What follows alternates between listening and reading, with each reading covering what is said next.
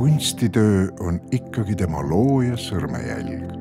Selle eest ei pääse, on öelnud Arvo Pärt.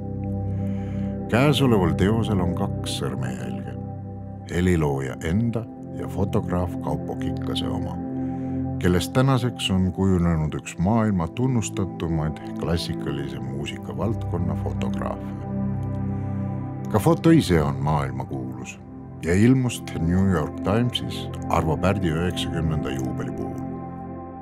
Meie ees on maagiline hetk 2015. aastast Aadama passiooni loomise ajast, mis kannab endas Pärdi olulisemat sõnumit, vaikuse ja iseenda kuulamise oskuse tähtsust.